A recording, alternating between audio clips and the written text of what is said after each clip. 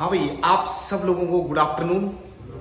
आज जो अपनी क्लास होगी वो भारत की आने वाली सारी परीक्षाओं में आप कोई भी परीक्षा दे गएंगे उनमें से 3 से 4 क्वेश्चन मिलेंगे। और ये क्लास इतनी महत्वपूर्ण क्लास होगी अपनी कि बहुत सारे बच्चे अनर्गल किताबें पढ़ लेते हैं, परंतु पढ़ने के बाद में वो उन प्रश्नों का उत्तर नहीं दे पाते हैं। आज आप सीखेंगे विश्व का मानचित्र कैसे बनता है, दुनिया के मानचित्र में किस तरीके से पृथ्वी का उदय हुआ है, पृथ्वी पर कैसे कैसे महासागर है और कैसे कैसे महाद्वीप बने, उन महाद्वीपों पर कैसी मरुस्थल है, कैसी खाड़ियां है, कैसे चैनल है। आज इसके माध्यम से संपूर्ण विश्व को हम अपने हाथ में लेकर रहेंगे। यानी हम एक शब्द में कह सकते हैं कि पूरी दुनिया में आज पूरी संसार का सारांश और परिचय समझ में आएगा। यहां से अक्सर 3 से 4 प्रश्न परीक्षा में मिल जाते हैं। तो आज विश्व का मानचित्र होगा, विश्व की ज्योग्राफी से आने वाले जितने भी प्रश्न हैं वो सारे आ जाएंगे।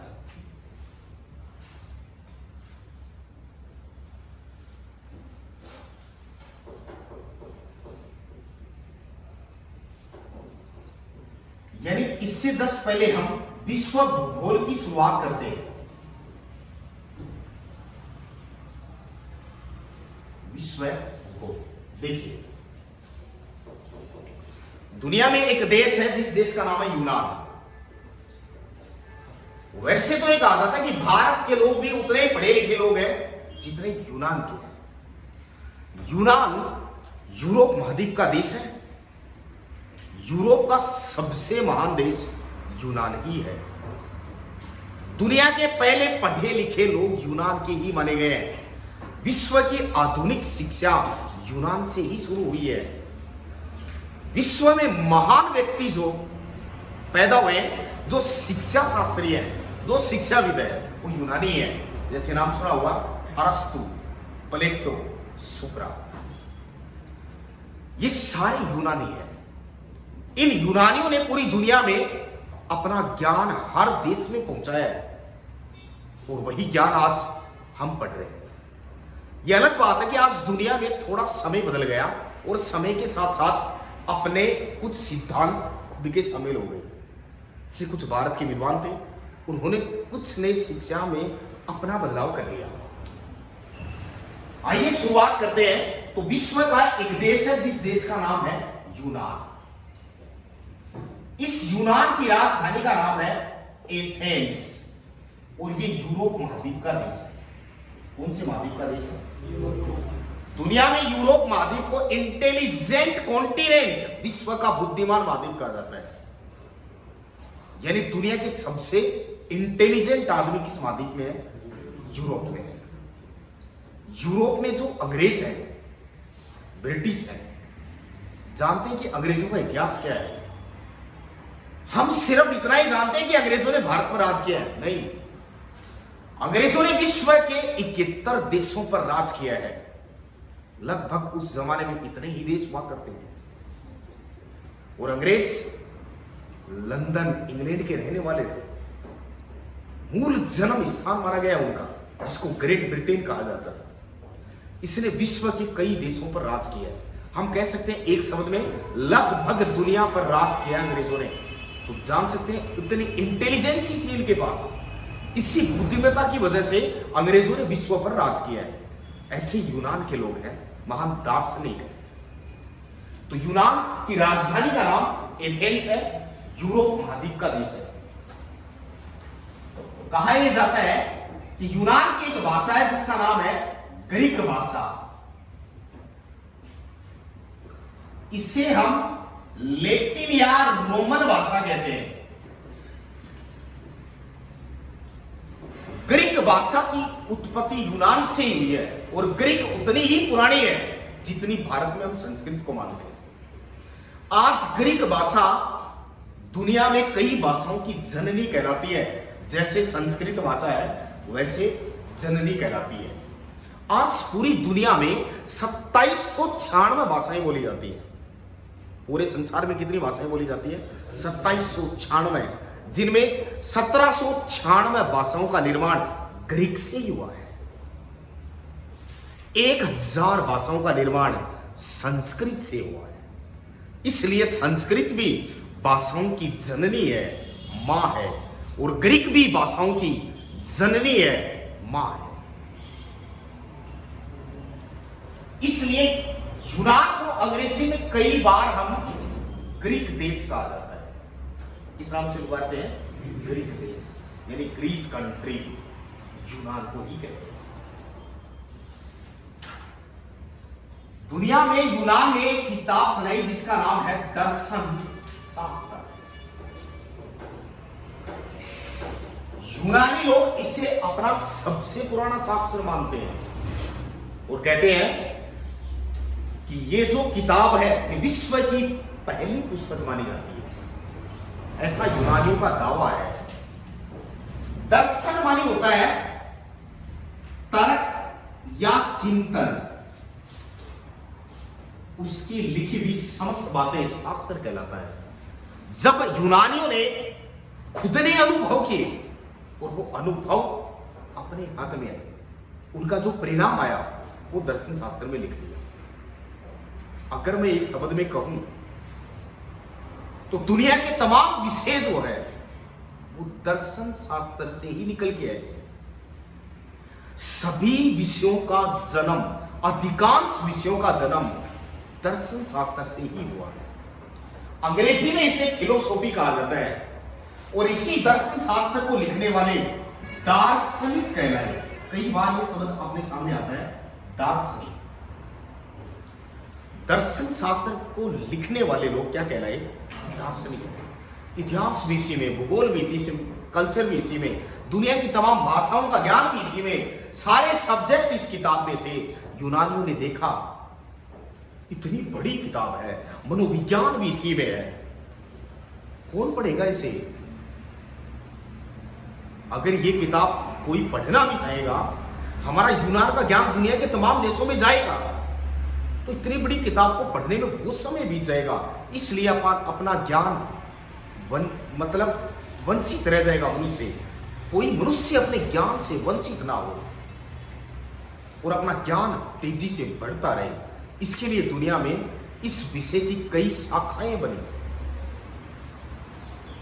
जैसे इतिहास निकला इससे, भूगोल निकला इससे, सभी विषय जितने भी चल रहे हैं, तमाम विषयों का जन्म इसके बाद हुआ है। तो हम कह सकते हैं कि दर्शन शास्त्र को यूनानी पहली किताब मानते हैं और वो कहते हैं कि हमारे जितने भी अनुभव हैं, महान विद्वानों के, अरस्तु, प्लेटो, सुकरात, जितने भी लोग हैं, इन सबके पूरे विचार इसी पुस्तक में स्थित है। अब हम यहां से एक शुरुआत करेंगे जिसका नाम है विश्व भूगोल। वैसे तो दुनिया में बहुत सारी किताबें भरी पड़ी है ज्ञान से, उन किताबों में अलग अलग तरीके से अलग अलग प्रकार बताए गए हैं। आइए हम शुरुआत करते हैं एक अनुभव के द्वारा कि आखिरकार किसी विषय का जन्म कैसे हुआ है। सबसे पहले हम ये जानेंगे कि विश्व किसे कहा जाता है। इसे कहा जाता है संसार, इसे कहा जाता है पृथ्वी, तीनों इसी के नाम। ब्रह्मांड में जो कुछ दिखाई दे रहा है, आसमान में जो कुछ दिखाई दे रहा है, अंतरिक्ष में जो कुछ दिखाई दे रहा है, ये कहीं ना कहीं से वो निकल गया है। ये सारा सूर्य से निकल गया है, ऐसा जियोलॉजिस्ट बताते हैं, यानी एस्ट्रोनोलॉजी साइंस है, यानी अंतरिक्ष के खगोल शास्त्रीय वो ये कहते हैं कि ब्रह्मांड में एक ही सूर्य था और समस्त तारे, ग्रह, उपग्रह, जो कुछ धूल कण है, जो कुछ दिखाई देता है, वो सारा सूर्य से निकल कर है। इसलिए इस सौरमंडल का जनक सूर्य है।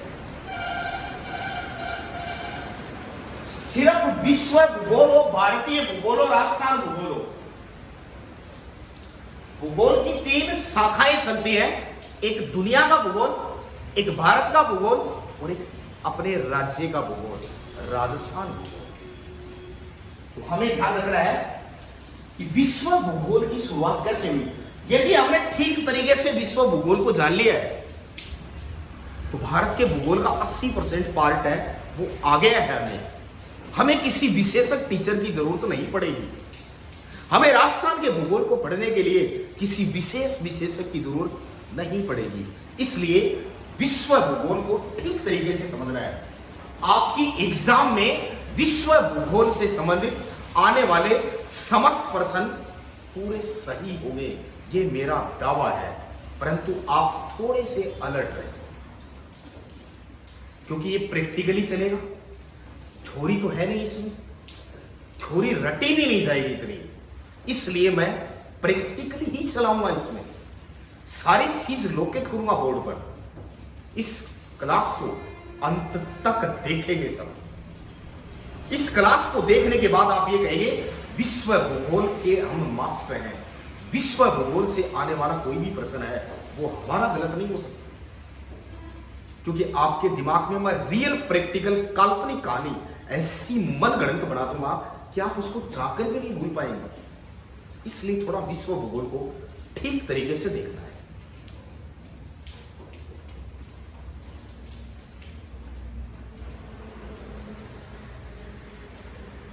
सबसे पहले हम यहां पर चर्चा करेंगे पृथ्वी की उत्पत्ति। आखिरकार ये पृथ्वी आई कहां से? कहीं ना कहीं से तो इसका जन्म हुआ ही है। इसलिए पृथ्वी की जो उत्पत्ति है इसके बारे में थोड़ा ठीक तरीके से देखिए। ये सूर्य है,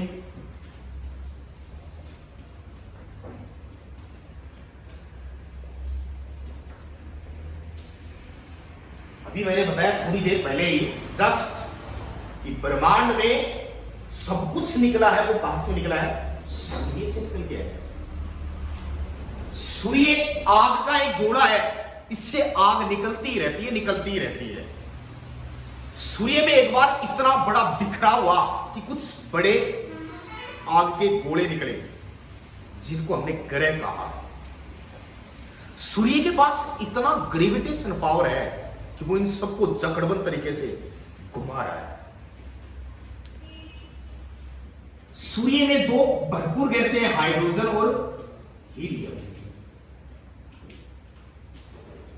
मैं जो भी ये सिद्धांत बता रहा हूं ये वेगनर महोदय के अनुसार बता रहा हूं। जिस आदमी ने पृथ्वी उत्पत्ति या ग्रहों के बारे में, यानी पृथ्वी के बारे में जो सिद्धांत दिया है, महाद्वीपों के बारे में जो सिद्धांत दिया है, उस आदमी का नाम वेगनर महोदय है, जो बहुत बड़ा जियोलॉजिस्ट है, बहुत बड़ा भूगोलविद है। वेगनर ये कहता है कि यहां से पृथ्वी है वो अलग होती है प्रारंभिक अवस्था में। जब ये आग का गोला बाहर आया है तो शुरुआत में ठंडा या गर्म है? हम जानते हैं कि शुरुआत में पृथ्वी गर्म रही होगी। करोड़ों वर्षों बीत गए, पृथ्वी ठंडी हो गई, तो दूसरी आकृति में पृथ्वी का आकार ठंडा। अब पृथ्वी का आकार कैसा बन गया? इसको कहेंगे पृथ्वी ठंडी। अब जानते हैं कि इनके पास हाइड्रोजन, सभी के पास हाइड्रोजन और हीलियम गैस तो नहीं, क्योंकि जहां से निकल के आए वो लेके आए सब। यहां पर आने के बाद में ये पानी के संपर्क में आ गई, मतलब ऑक्सीजन के संपर्क में आ गई। और हम जानते हैं कि हाइड्रोजन और ऑक्सीजन जब मिल गए तो पानी बन जाएगा। अब ये पृथ्वी की आकृति ऐसी बनेगी। ये तीसरी आकृति है, इसमें ये कठोर भाग है, यहां पानी पानी हो गया।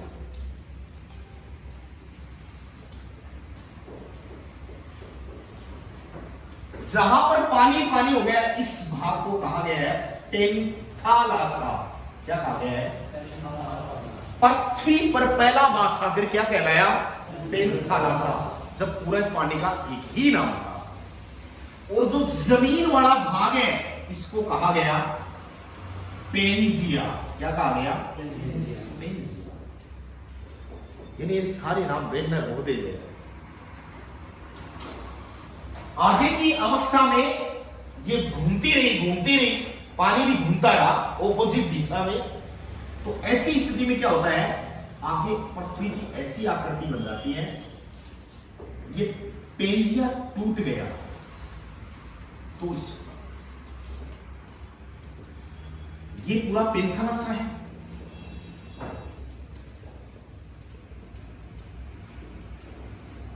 ये दोनों पेंजिया ही है, परंतु इसको हमने नाम दे दिया उत्तरी पेंजिया। क्या नाम दे दिया?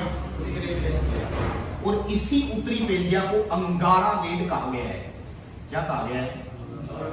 इसे कह दिया दक्षिणी पेंजिया, और इसे गोंडवाना लैंड कहा गया। वेगनर महोदय कहता है कि इसके बीच में एक विशाल समुद्र पैदा हो गया, जिसको हमने 33 सागर कह। ये नाम हो गए। क्या हम ये कह सकते हैं कि जितने भी महासागर है तो पेंथालासा से बने? क्या हम ये कह सकते हैं जितने भी महाद्वीप हैं वो उत्तरी पेंजिया और दक्षिणी पेंजिया से बने? क्योंकि आगे टूटते जाएंगे। वेगनर महोदय कहता है कि टूटने की प्रकृति बहुत लंबे समय से चली आ रही है और आज भी चल रही है। अब उत्तरी पेंजिया टूटा और ये महाद्वीप बन गए। ये कौन सा पेंजिया टूटा है?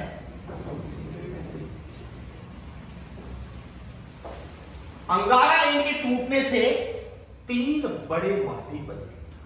इसको कह दिया हमने उत्तरी अमेरिका, इसको कह दिया हमने यूरोप, इसको कह दिया हमने एशिया। ये बात समझ में आई? उत्तरी अमेरिका, यूरोप, एशिया किससे बने हैं? उत्तरी पेंजिया यानी अंगारा लैंड से। दक्षिणी पेंजिया यानी गोंडवाना लैंड के टूटने से 4 बड़े महाद्वीपों का निर्माण हुआ। दक्षिणी अमेरिका, अफ्रीका, ऑस्ट्रेलिया और यहां अंटार्कटिका आता है। ये इसके टूटने से इन महाद्वीपों का निर्माण हुआ। ये जो 4 महाद्वीप बने हैं ये किस पेंजिया से बने हैं? दक्षिणी पेंजिया। इसे कहा गया साउथ अमेरिका, इसे कहा गया अफ्रीका, और इसे अंटार्कटिका, और इसे ऑस्ट्रेलिया कहा। इस प्रकार महाद्वीपों का निर्माण हो गया। यहां तक की कहानी समझ में आ गई। महाद्वीप कहां से आए हैं और कैसे बने ये पता हो गया। बता सकते हैं किसने महाद्वीपों के बारे में सिद्धांत दिया है? वेगनर महोदय ने दिया है, जो सर्व प्रमाणिक सिद्धांत माना गया है। अब अपने को ध्यान रखना है कि हम एक बड़े स्तर पर विश्व का मानचित्र बनाएंगे और विश्व के मानचित्र में जानेंगे हम कहां पर खाड़ियां हैं, कहां पर नहरें हैं, कहां पर महाद्वीप हैं और क्या लोकेशन होंगी।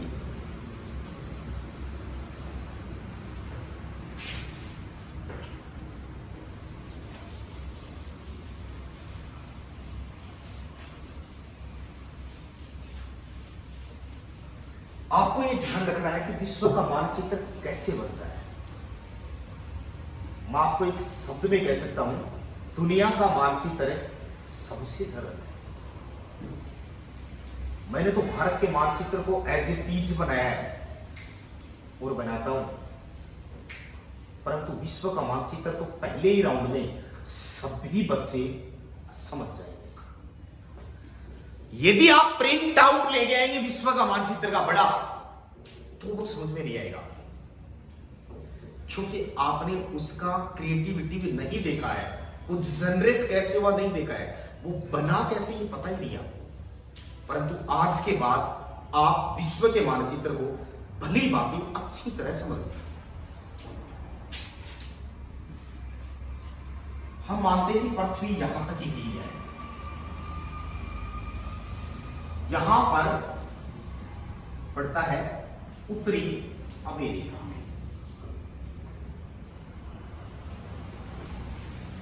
यहां पड़ता है दक्षिणी अमेरिका, यहां पड़ता है यूरोप,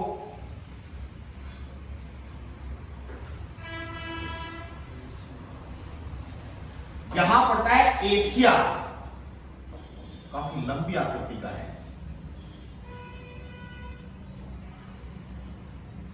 यहां पड़ता है अफ्रीका,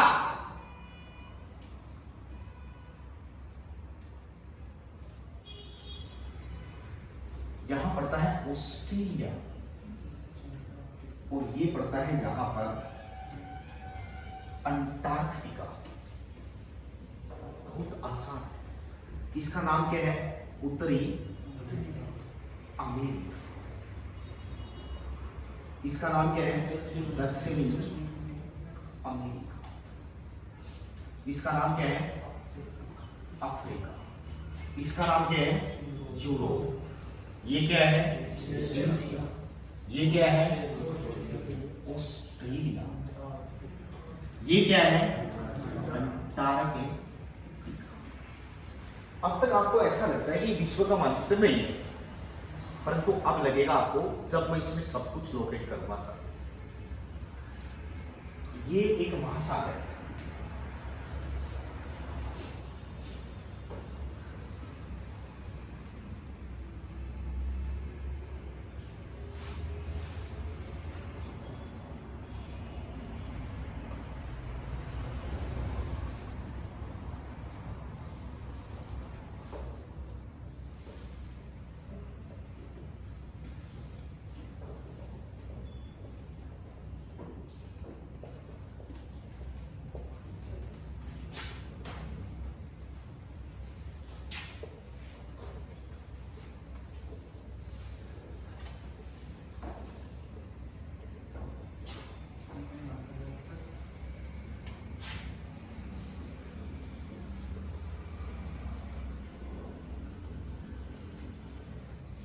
पृथ्वी के 71% भाग पर पानी है, भरपूर पानी है पृथ्वी में, परंतु वो महासागरों में है, इसलिए पीने योग्य नहीं है।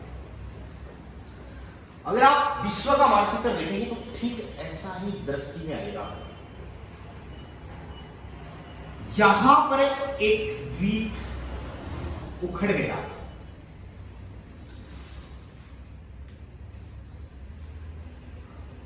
यहां से जमीन टूट गई और टूटकर यहां बन गया, जिसका नाम है ग्रीनलैंड। ग्रीनलैंड दुनिया का सबसे बड़ा द्वीप है। विश्व में पृथ्वी के ऊपर यदि द्वीपों की बात करें तो ग्रीनलैंड दुनिया का सबसे बड़ा द्वीप, और ग्रीनलैंड जहां से टूटकर आया वो है उत्तरी अमेरिका। और जिस जगह पर यह खड्डा हो गया यहां पर हडसन देश पड़ता है, इसलिए इसको कहते हैं हडसन की खाड़ी।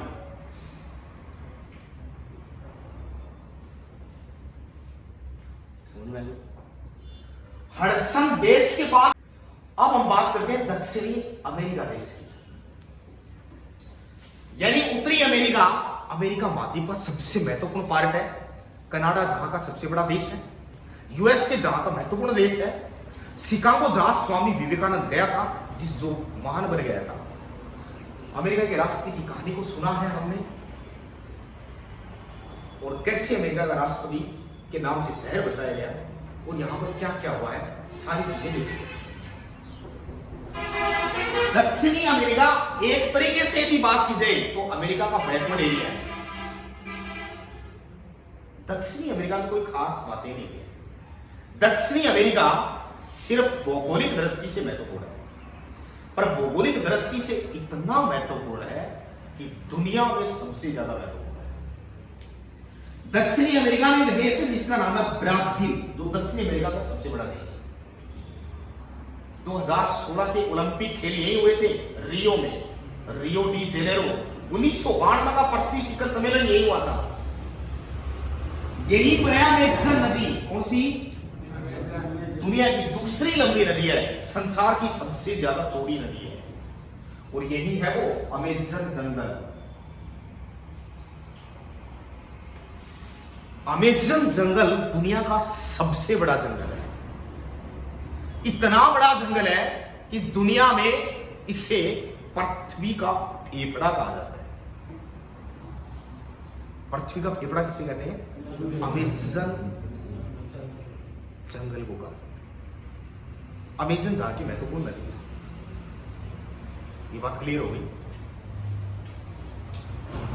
यहीं पर एक पर्वतमाला ऐसी लंबी जिस पर्वतमाला का नाम है एंडीज पर्वतमाला।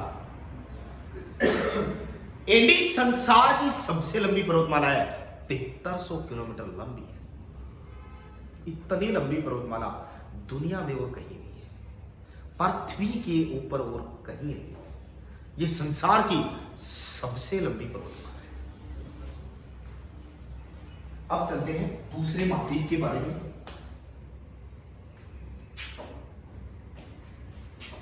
ग्रीनलैंड कहां से टूट के गया है? हडसन से, उत्तरी अमेरिका से। आज ग्रीनलैंड पर डेनमार्क का अधिकार है। यहां पर एक देश पड़ता है यूरोप का, डेनमार्क, जिसकी राजधानी है कोपेनहेगन। डेनमार्क के अधीन है ग्रीनलैंड। इस प्रकार ग्रीनलैंड पर आज यूरोप महाद्वीप का अधिकार है। समझ गए? यूरोप तो बहुत धनवान, संपन्न और बुद्धिमता वाला महाद्वीप है। यूरोप में एक तो ब्रिटेन है जो यहां पर है। ब्रिटेन एक द्वीप है, मतलब इंग्लैंड एक द्वीपीय देश है जहां से अंग्रेज आए। यूरोप के अंदर एक स्पेन नाम का देश है और एक पुर्तगाल नाम का देश है। दोनों की कहानी को सुनेंगे और समझेंगे। आप जानते हैं कि आपने वास्को डी गामा के बारे में सुना है, कोलंबस के बारे में सुना है। वास्को डी गामा पुर्तगाल का मूल निवासी था।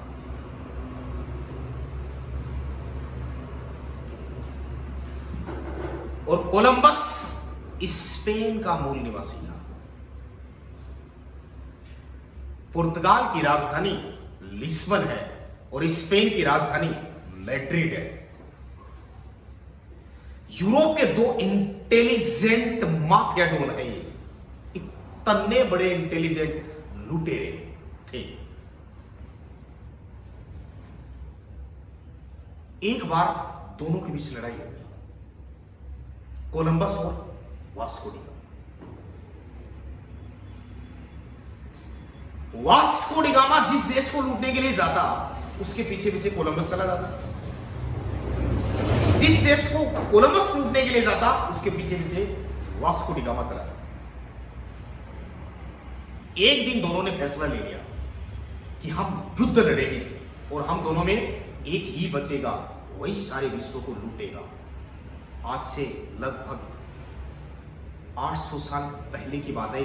सोच सकते हैं कि 800 साल पहले कितनी बड़ी इंटेलिजेंसी है इन दोनों बंदों में, जो पूरे विश्व को लूटना चाह रहे हैं। आधी दुनिया कोलंबस के पक्ष में हो गई, आधी दुनिया वास्को डी गामा के पक्ष में हो गई। सारी सेना, मिलिट्री मैदान में उतर गई। बस युद्ध शुरू होने ही वाला। तो यूरोप में एक धार्मिक अधिकारी है जिसको पोप कहा जाता है। क्या कहते हैं? पोप ने इनको दोनों को अपने पास बुलाया और कहा कि भैया आप लड़ना क्यों चाहते हो?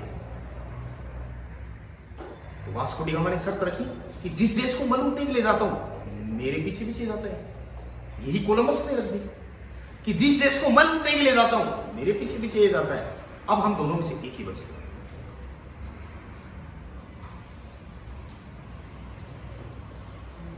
यानी हम दोनों में से एक ही बचेगा। तो पोप ने कहा ठीक है, मैं एक काम करता हूं, मुझे दुनिया के वो देश बताओ जो आपस में एक एक सेलेक्ट करो। वास्को डी गामा ने सुन रखा था भारत सोने की चिड़िया है, भारत विश्व गुरु है, भारत में इतना सोना है, वो मुझे चाहिए। कोलंबस जानता है अमेरिका सोने की खानों वाला देश है, इसलिए कोलंबस ने कहा मुझे दुनिया में अमेरिका चाहिए। वास्को डी गामा एक दिन भी अमेरिका नहीं जाना चाहिए। और वास्को डी गामा से पूछा तो उसने कहा मुझे भारत चाहिए, जिसमें कोलंबस एक दिन भी नहीं जाएगा। फैसला हो गया। एनेक्सीमेंडर नाम के व्यक्ति को बुलाया, ये ऐसा मानचित्र बनवा लिया, इसलिए विश्व मानचित्र का जनक एनेक्सीमेंडर है। और एनेक्सीमेंडर ने विश्व मानचित्र को 2 हिस्सों में तोड़ दिया। और ये है भारत और ये है अमेरिका। पता चला दुनिया के पूर्वी हिस्से में भारत है और पश्चिमी हिस्से में अमेरिका है। पोप ये कह रहा वास्को डी गामा को तू पूर्व के देशों को ही लूटेगा, तू एक दिन भी पश्चिम में नहीं जाएगा। कोलंबस को कह देता है तू पश्चिम के देशों को ही लूटेगा, एक दिन भी पूर्व में नहीं जाएगा। दोनों एग्री हो? कोलंबस 1492 ईस्वी के आसपास अमेरिका पहुंच गया और अमेरिका में सोने की खान पर खड़ा होकर एक लाइन बोल रहा है। अपनी डायरी में एक लाइन लिख रहा है, भगवान ने मेरे को सोने की खान में भेज दिया है, अब मैं खान लूट के ही जाऊंगा। तो अमेरिका के लोगों ने रिएक्शन किया जब वो सोने की खान लूट रहा है। तो इतिहास पता नहीं ये झूठ बोलता है क्या बोलता है, अमेरिका के 10 करोड़ नागरिकों को कोलंबस ने मौत के घाट सुला दिया। जो अमेरिका आज महाशक्ति खड़ा हुआ है वो 10 करोड़ लोगों की लाश पर खड़ा हुआ है। इसलिए संपूर्ण अमेरिका को कोलंबस ने ही लूटा है और कोलंबस ने अमेरिका को नई दुनिया नाम दिया। विश्व उसी अमेरिका के नाम पर इसका नाम अमेरिका रखा था, परंतु कोलंबस इसका नाम क्या रखता है? नई दुनिया। वास्को डी गामा भारत जानता नहीं, सुन खूब रखा है पर जानता नहीं है। भारत का पुराने जमाने में व्यापार होता था रोम से, जिसको रोमन साम्राज्य कहा जाता है। हमारा एक जहाज गया हुआ था रोम। वास्को डी गामा को पता चल गया ये जहाज भारत का है और भारत ही जाएगा। इसलिए दोनों माफिया डोन थे, लुटेरे थे, नाविक थे, नाव चलानी आती थी। वास्को डी गामा पीछे पीछे आ गया और केरल के कालेकट बंदरगाह पर पहुंच गया 20 मई को 1498 ईस्वी। इस समय कालीकट का राजा जमोरिन था। वास्को डी गामा ने कहा, उसने सुन रखा था कि भारत में अतिथि देवो भवे, इस देश में अतिथियों का स्वागत होता है।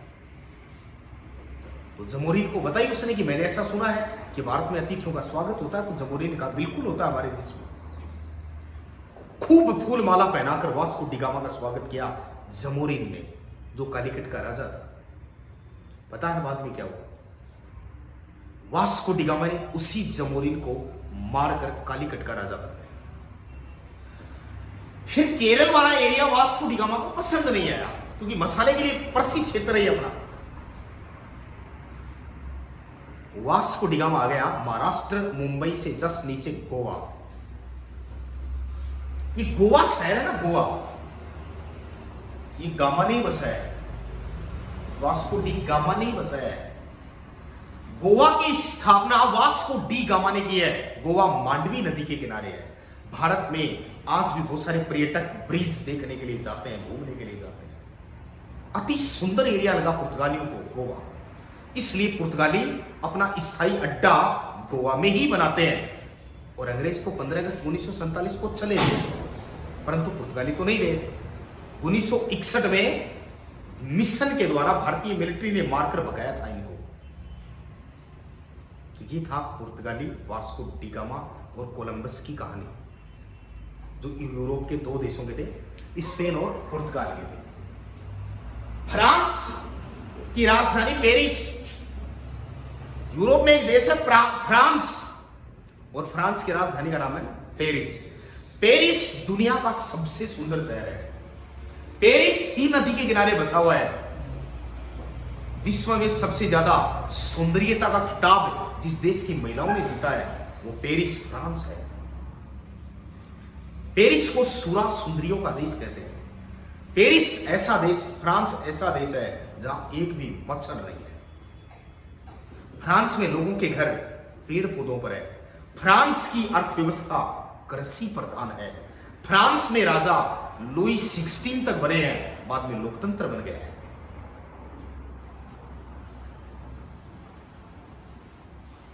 स्विट्जरलैंड का नाम सुना ना, स्विट्जरलैंड यूरोप महाद्वीप का देश है। Play ground of Europe, Europe का खेल मैदान कहते हैं। स्विट्जरलैंड बिल्कुल हरा भरा क्षेत्र है। स्विस बैंक के लिए पूरी दुनिया में प्रसिद्ध है। छोटा सा है, टेक्निकल देश है। दुनिया के तमाम देशों का काला धन है वो स्विस बैंक में ही रखा हुआ। दुनिया का सबसे सस्ता बैंक स्विस बैंक है। एक फोन पर आप इसका खाता खुलवा सकते हैं बिना प्रूफ आईडी। इसलिए दुनिया का तमाम काला धन कहां है? स्विस बैंक है। स्विस बैंक ब्याज देता नहीं है बल्कि सिक्योरिटी के रूप में लेता है। समझ गए? यहां एक पर्वत है जिसका नाम है यूराल पर्वत है। एशिया और यूरोप दोनों का ज्वाइंट पर्वत है, इसलिए इसका नाम यूराल है। एशिया को यूरोप से पृथक करता है यूराल।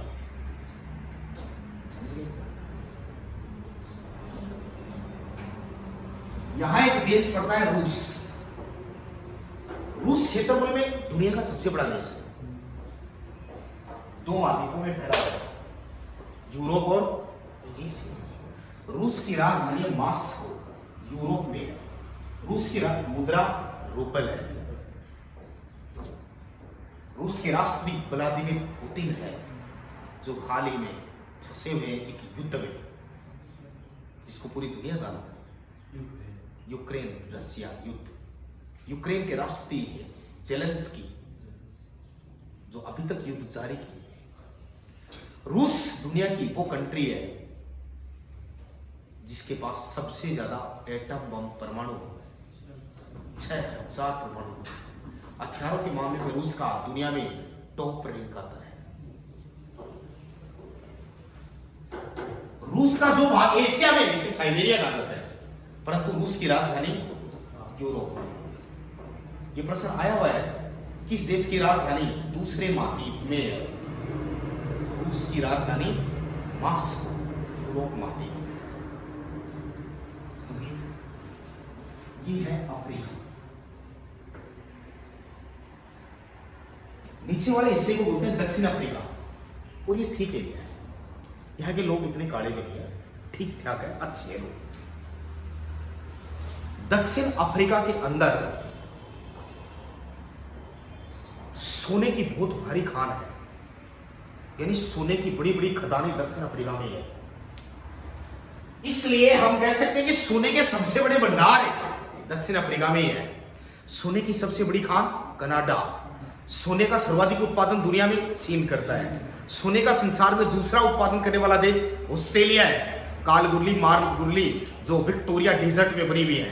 सोने के सबसे बड़े भंडार दक्षिण अफ्रीका में है, जोहान्सबर्ग क्षेत्र में है। इसी जोहान्सबर्ग क्षेत्र में यहां पर एक खान है जिसका नाम है किम्बरले की खान।